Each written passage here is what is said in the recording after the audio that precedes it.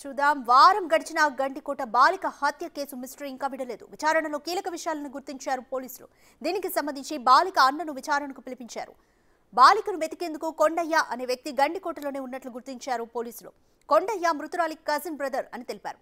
రాత్రంతా వెతికిన కొండయ్యకి ఉదయం బాలిక మృతదేహాన్ని గుర్తించినట్లుగా పోలీసులు వెల్లడించారు. బాలిక కుటుంబానికి గండికోటలో సమీప బంధువులున్నట్లు పోలీసులు తెలిపారు.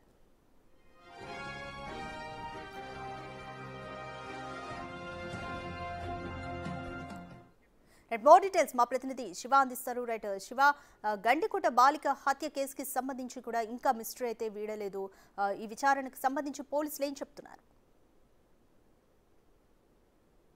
రాధిక, ఎవరైతే గండికోటలో బాలిక దారుణ హత్యకు పోయారో నేటి కరెక్ట్ గా వారం జరిగింది. దీనికి సంబంధించి కూడా ఈ వారం రోజుల్లో కూడా ఎలాంటి అసలు మిస్టరీ వీడకపోవడంతో మాత్రం పోలీసులు మరొక కోణంలో విచారణ చేపట్టారు.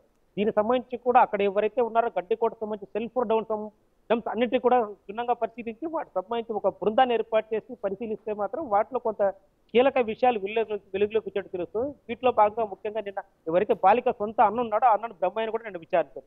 వీటితో పాటు కరెక్ట్ గా 14వ తేదీ అంటే గత సోమవారం బాలిక హత్య చేయబడినటువంటి ప్రాంతంలో అదే రోజు మాత్రం గండికోటలోనే బాలిక సంబంధించిన కుటుంబం అంటే కొండయ్యతో పాటు మరికొందరు కూడా అక్కడ రాత్రి కూడా అక్కడే ఉన్నట్టు గుర్తించినట్టు తెలుస్తుంది. అయితే అక్కడ వాళ్ళు బాలికను కనిపించలేదు కాబట్టి వెతుకోవడం కోసం అక్కడ ఉన్నారా, లేదంటే మరే కోణంలో ఏమైనా ఉన్నారా, వాళ్ళు అక్కడ ఉండడానికి కారణాలు ఏంటి అనే అంశంపై ఇప్పుడు పోలీసులు విచారణ చేపట్టారు. ఎందుకంటే బాలిక మృతదేహం లభించింది కూడా గండికోటలోనే. అక్కడ మొదట గుర్తించింది కూడా బాలిక కజిన్ బ్రదర్ కొండయ్య. అంటే ఇక్కడ పోలీసులందరూ వెతుకున్న సమయంలో కొండయ్య ఒక్కడ బాలిక మృతదేహాన్ని గుర్తించారు. అంటే కొండయ్యకి ఏమైనా అక్కడ ముందు ఉన్నట్టు ఏమైనా ముందే తెలుసా, లేదంటే యాదృచ్ఛికంగా బాలికను గుర్తించారా అనే కోణంలో విచారణ చేపడుతున్న నేపథ్యంలో మాత్రం మరికొన్ని సంచలన విషయాలు వీలే అవకాశం వచ్చి ఉంటుంది. రాధిక. Thank you Shiva.